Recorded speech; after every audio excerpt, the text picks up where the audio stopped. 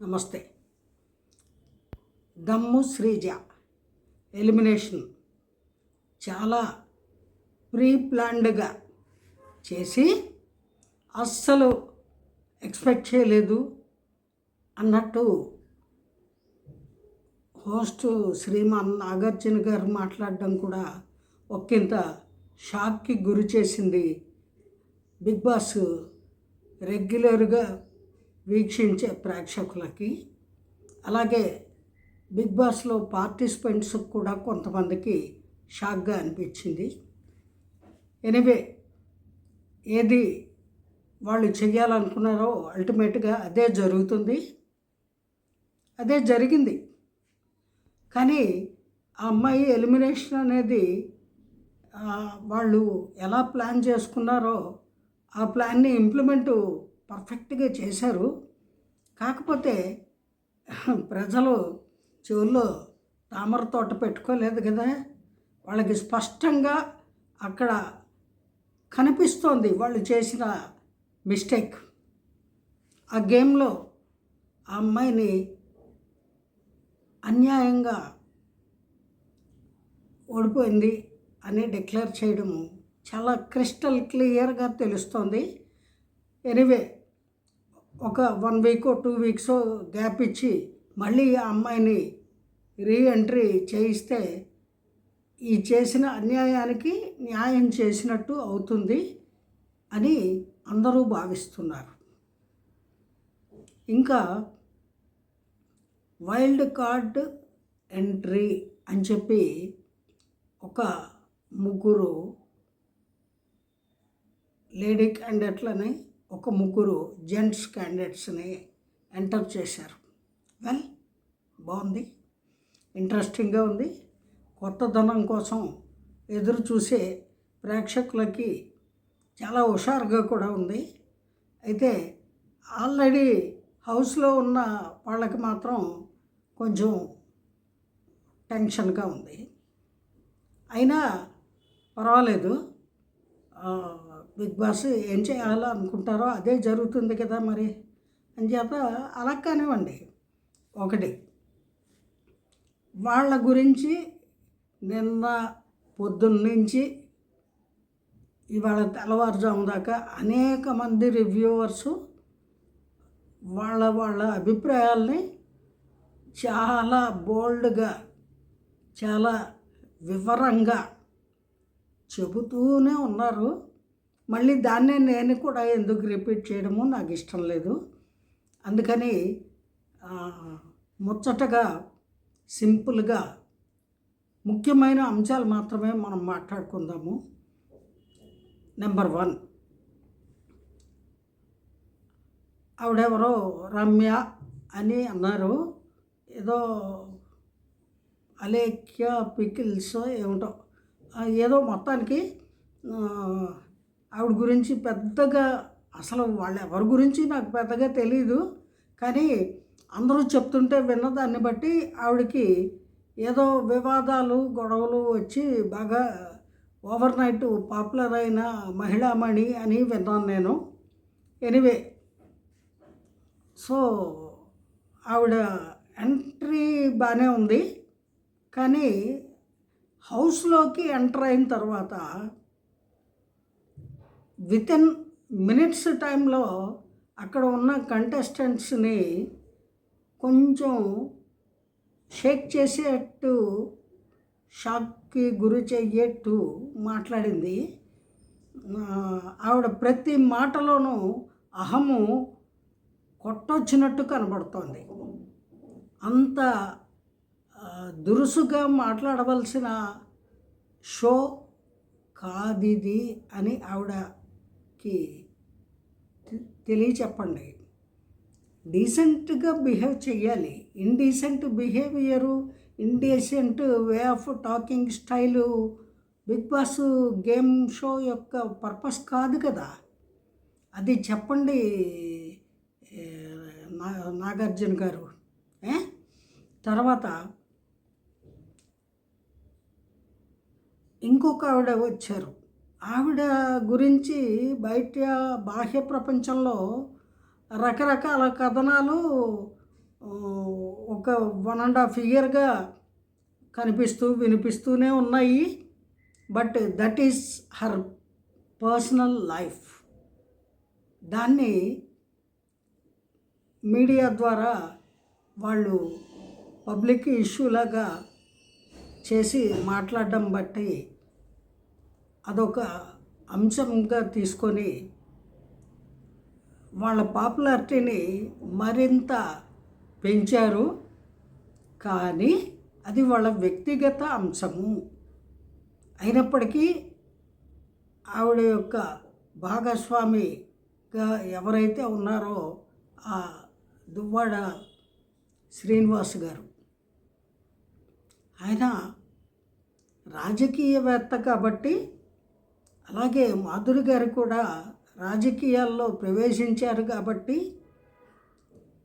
వాళ్ళకి పబ్లిక్ తోటి సత్సంబంధాలు ఉంటాయి కాబట్టి, ఉండాలి కాబట్టి వాళ్ళ గురించి వద్దన్న మాట్లాడుకుంటారు అందరూ.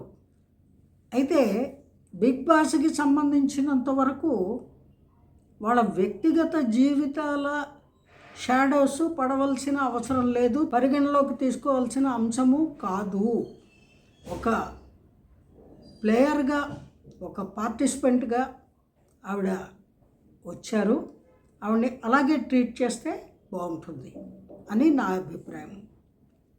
సరే, ఇంకా ఆవిడ బిగ్ బాస్ హౌస్లో ఏ విధంగా ప్రవర్తిస్తారు, ఎలా మాట్లాడతారు, ఆవిడని ఎలా మిగతా వాళ్ళు అర్థం చేసుకుంటారు అనేది ప్యూర్గా ఆవిడ అక్కడ మాట్లాడే విధానాన్ని మీద ఆధారపడి ఉంటుంది. అలాగే ఆవిడ స్ట్రాటజీలు ఇవన్నీ అవతల వాళ్ళు అర్థం చేసుకునే దాని మీద కూడా డిపెండ్ అయి ఉంటుంది. అందుకని మాధురి గారిని ఒక కంటెస్టెంట్గానే పరిగణలోకి తీసుకొని వ్యాఖ్యానిస్తే బాగుంటుంది అని రివ్యూ బ్రోలందరికీ కూడా నా చిన్న సలహా.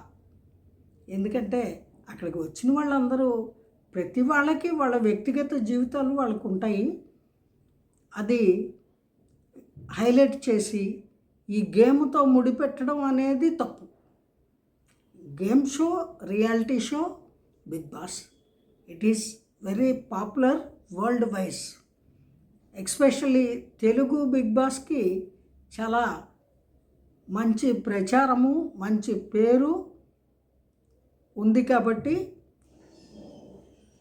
చాలా ప్రెస్టీజియస్ ప్రోగ్రామ్ లాగా చెప్పుకుంటున్నారు కాబట్టి, ఇందులో పాల్గొనేటువంటి ప్రతి కంటెస్టెంట్ గురించి వాళ్ళ ఆట తీరు, ఆ టాస్కుల్లో వాళ్ళు ఏ రకంగా ప్రవర్తిస్తున్నారు, ఎలా నెగ్గుకొస్తున్నారు, ఎలా డిస్క్వాలిఫై అవుతున్నారు, ఎలా నామినేట్ కాబడుతున్నారు, ఎలా బయటికి పంపించేయబడుతున్నారు ఎలిమినేట్ అయ్యి, ఈ అంశాలు మాత్రమే మాట్లాడుకోవాలి. కానీ వాళ్ళని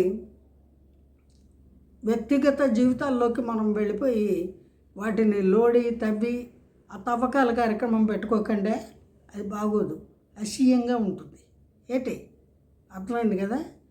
అది మనము బిగ్ బాస్ షోకి సంబంధించినంత వరకు మాత్రమే ఆ కంటెస్టెంట్ల యొక్క బిహేవియరు, వాళ్ళ యొక్క స్ట్రాటజీలు, వాళ్ళ యొక్క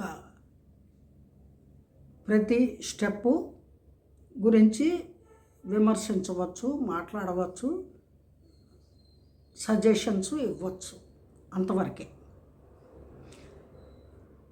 ఇంకా ఎంటర్టైన్మెంట్ కోసము ఈ రియాలిటీ షోస్ అనేటువంటివి నిర్వహిస్తున్నాము అని చెప్తున్నారు. కానీ ఎంతైనా వ్యాపారంతో ముడిపడి ఉన్నటువంటివే కదా షో ప్రోగ్రామ్స్ అన్నీ కూడా. అందుకని పబ్లిసిటీ కోసము, వ్యూస్ కోసము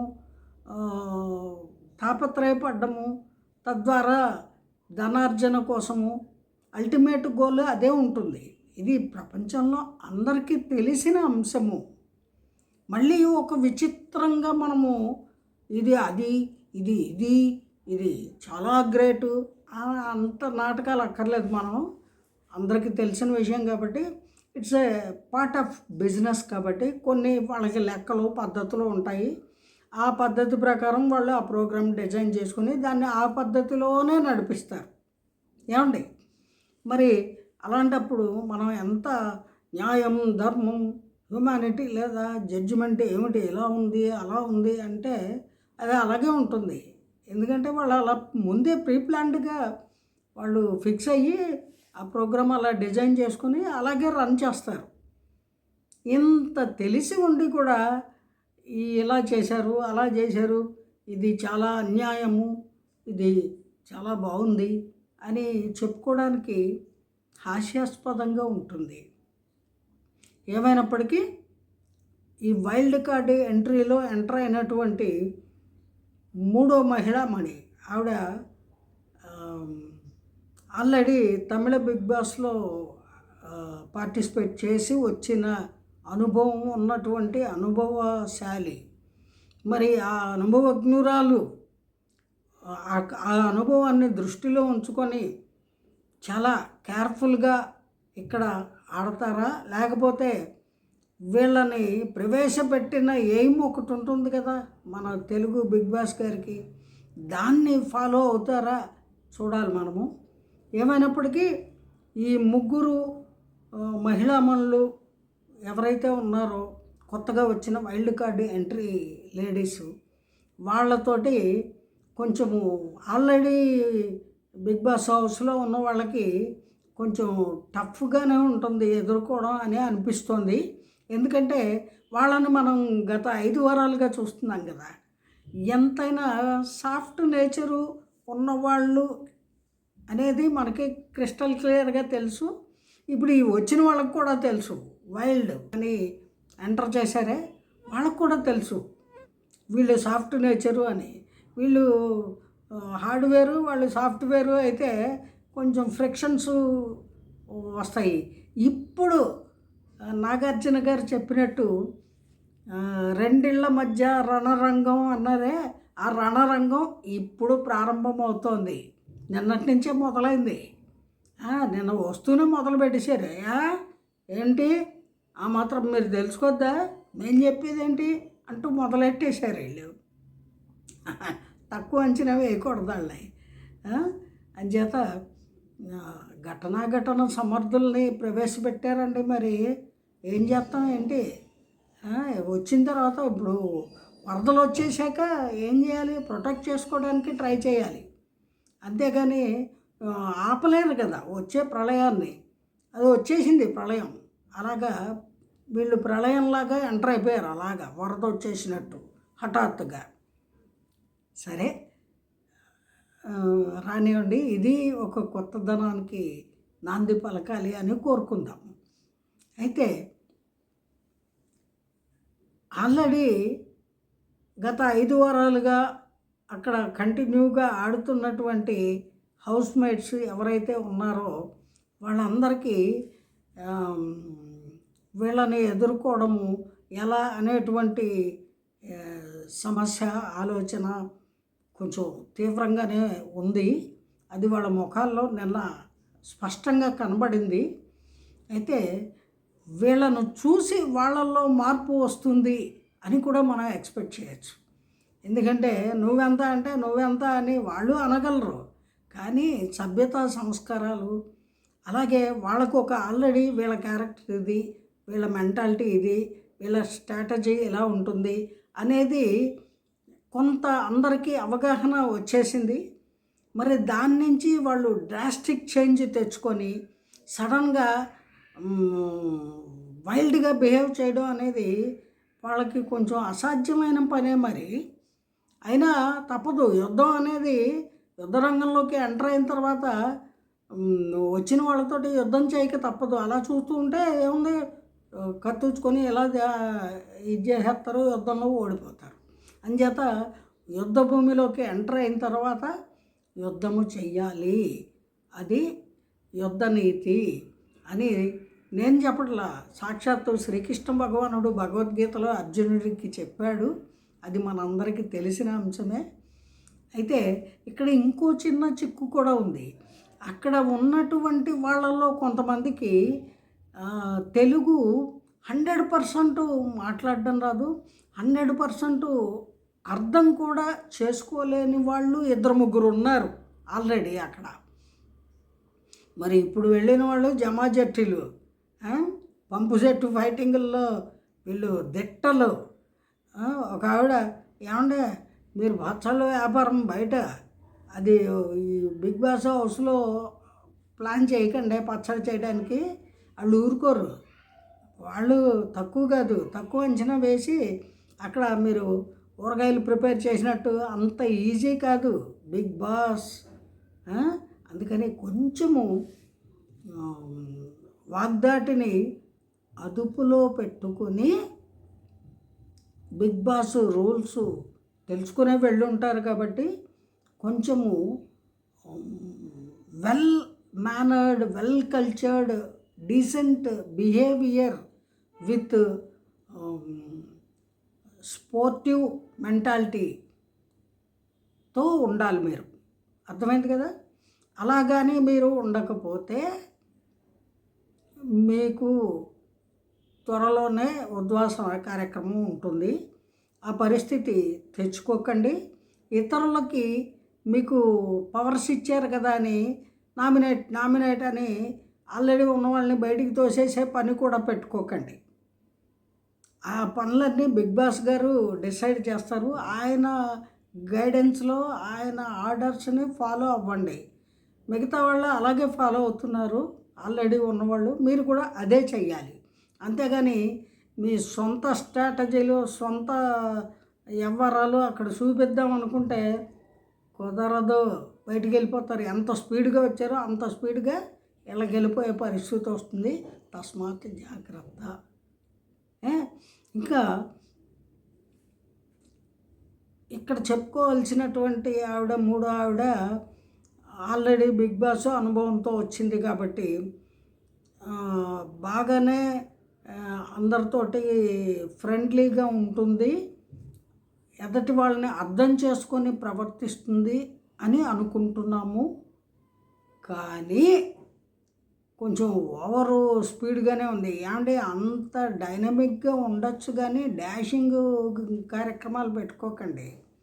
మీకు భాష వచ్చిరాని భాష వచ్చినా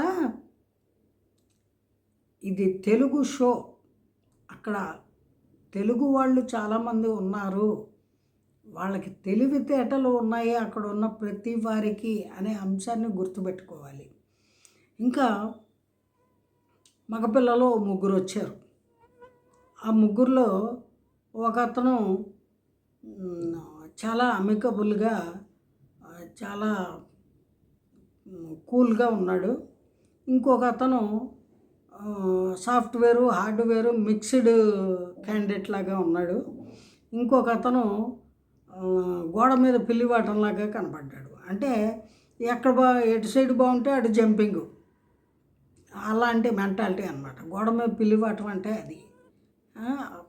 అలాంటి ముగ్గురు మేల్ క్యాండిడేట్స్. సో మొత్తానికి ఈ ఆరుగురితోటి ఆల్రెడీ అక్కడ ఉన్న వాళ్ళలో ఒక అవగాహన ఉన్న వాళ్ళు, విన్నింగ్ కెపాసిటీ ఉన్నటువంటి క్యాండిడేట్స్ ఓ 4-5 ఉన్నారు. మరి వాళ్ళు నెగ్గుకు రావాలి. వాళ్ళు వీళ్ళ చేష్టల్ని తట్టుకొని ఎలా నెగ్గుకొస్తారు అనేదే ఈ రోజు నుంచి మనము చూడబోయేటువంటి బిగ్ బాస్ రెగ్యులర్ షో. అది కొంచెం ఇంట్రెస్టింగ్గా ఉంటుంది అని నేను అనుకుంటున్నాను. అలా ఉండాలనే మరి వైల్డ్ కార్డ్ ఎంట్రీలని బిగ్ బాసే ఎంటర్ చేశారు. కాకపోతే వాళ్ళకి ఏమేమి ఇన్స్ట్రక్షన్స్ ఇచ్చి పంపించారనేది బిగ్ బాస్కి వాళ్ళకే తెలుసు, మరి ఎవ్వరికీ తెలియదు. మరి దాన్ని బట్టి వాళ్ళు బిహేవ్ చేస్తారా లేదా వాళ్ళ సొంత స్ట్రాటజీలు ప్రదర్శిస్తారా అని అంటే ఇక్కడ ఒక విషయం క్లియర్గా తెలిసిపోతుంది. వాళ్ళు ఓపెన్గా చెప్తున్నారు. బయట ఆల్రెడీ 5 వారాల ఆట చూశారు వీళ్ళది, ఎవరు ఎలాంటి వాళ్ళు అనేది తెలుసుకున్నారు. వస్తూనే ఇమ్మాన్యుల్ అంటే ఆ అబ్బాయి మీద పడిపోయారు అందరూ. అంటే వాడికి మ్యాక్సిమం విన్నింగ్ స్కోప్ ఉన్న వ్యక్తి అనేటువంటి ఒక ఆలోచన పెట్టుకొని అతన్నే అందరూ బెల్లం చుట్టూ ఏగల్లాగా దగ్గరికి వచ్చేసారు. సరే, అతనికంటే గనుడు ఆచంట మల్లన్న అని అతనికంటే పవర్ఫుల్ వాళ్ళు అక్కడ ఇంకో 4 ఉన్నారు. 2 ఆడ శివంగులు ఉన్నారు, 2 మగపిల్లలు ఉన్నారు. తక్కువ అంచనా వేయకండి. భరణి గారిని కొంచెం తొక్కుదామనే ప్లాన్ తోటే వచ్చినట్టుగా కనిపిస్తున్నారు. వీళ్ళ చేష్టలు మాటలు అలా క్లియర్గా తెలిసిపోతున్నాయి. ఎవరు సూర్యుడిని ఎవరైనా ఇలా చెయ్యి అడ్డం పెట్టి ఆపగలరా? ఆపలేరు. అలాగే భరణి శంకర్ గారిని కూడా ఎవ్వరు ఇలా చెయ్యి అడ్డం పెట్టి ఆపలేరు. ఒక్క బిగ్ బాస్కే సాధ్యము. ఆయన బిగ్ బాస్ చెప్పిన మెలకువలన్నీ అర్థం చేసుకొని తనని తాను మార్చుకుంటాడు. ఇక మీదట ఆయన తన అసలైన ఆట ఆడడానికి ప్రతిరోజు ప్రతి క్షణము ప్రయత్నిస్తాడు. ఆ కొత్త మార్పు ఈ రోజు నుంచి మనకు కనబడుతుంది. ఇంకా ముఖ్యంగా చెప్పుకోవాల్సిన మరో అంశం ఏమిటంటే సంజన. ఆవిడ very well mannered, cultured and decent behaviour and good player. Bigg Boss షోలో ఇంతవరకు ఉన్న వాళ్ళల్లో ఆవిడకు కూడా సెకండ్ ప్లేస్కి వెళ్ళే ఛాన్సు 100% ఉన్న క్యాండిడేటు. ఆ క్యాపబిలిటీ, కెపాసిటీ ఉంది. మరి అలా విన్నింగ్ స్టేజ్కి మనము ఎక్స్పెక్ట్ చేస్తూ వీళ్ళు విన్నర్స్ అయ్యే అవకాశం ఉంది అని అనుకుంటున్న వాళ్ళని అదిమి కాలు కింద చెప్పుని నొక్కినట్టు నొక్కేద్దామని కొత్తగా వచ్చిన వాళ్ళు అనుకుంటే శుద్ధ పొరపాటు. మిమ్మల్ని చూసే వాళ్ళు ఇన్స్పైర్ అయ్యి టగ్ ఆఫ్ వార్కి దిగుతారు. చూసుకోండి. అంత తక్కువగా అంచనా వేయకూడదు ఎవరిని. ఏ పుట్టలో ఏ ఉందో ఎవరికి తెలుసు. మీరు మాత్రమే బుసలు కొడుతూ వచ్చారు. వాళ్ళకి బుసలు రావనుకోకండి. వాళ్ళు ఆల్రెడీ నిన్నటిదాకా నష్టపెడుతూ ఉన్నారు. మీ బుసలు చూసిన తర్వాత వాళ్ళు నాదస్వరంతో పని లేదు, వాళ్ళు ఆడతారు. అవసరమైతే వేస్తారు కాటు. చూసుకోండి, జాగ్రత్త. కొత్త క్యాండిడేట్స్కి చెప్తున్నాను నేను, ఎవరిని మనము తక్కువ అంచనా వేయకూడదు. ఈ బిగ్ బాస్ షోలో ఎప్పుడేం జరుగుతుందో తెలియదు. బిగ్ బాస్ ఎటువంటి ఆదేశాలు ఇస్తారో, ఎలాంటి నిర్ణయాలు తీసుకుంటారో ఎవరికి తెలియదు. బిగ్ బాస్కి మాత్రమే తెలుసు అని శ్రీమాన్ నాగార్జున గారు కూడా చెప్తున్నారు కదా. ఇదంతా ప్రీ ప్లాన్డ్ గేమ్ షో అండి, with so many good factors are there. అర్థం చేసుకునే వాళ్ళకి అర్థమవుతుంది. అర్థం చేసుకోలేని వాళ్ళు దాన్ని ఒక టైంపాస్ ప్రోగ్రామ్ లాగా, లేదా టైం వేస్ట్ ప్రోగ్రామ్ లాగా, లేదా వాట్ నాన్సెన్స్ ఇది అని అనుకునేవాళ్ళు, ఇలా రకరకాల కేటగిరీ మనుషులు ఉన్నారు. ఏమైనప్పటికీ యావత్ ప్రపంచవ్యాప్తంగా బిగ్ బాస్ అనే షోని అన్ని భాషల్లోనూ ఆదరిస్తున్న తెలుగు బిగ్ బాస్కి ఆదరణ ఎక్కువగా ఉంది అని నాగార్జున గారు చెప్తున్నారు. అందువల్ల మనము తెలుగువారిగా ఈ షోని ఇష్టపడేవాళ్ళు, చూసేవాళ్ళు ఆదరించాలి.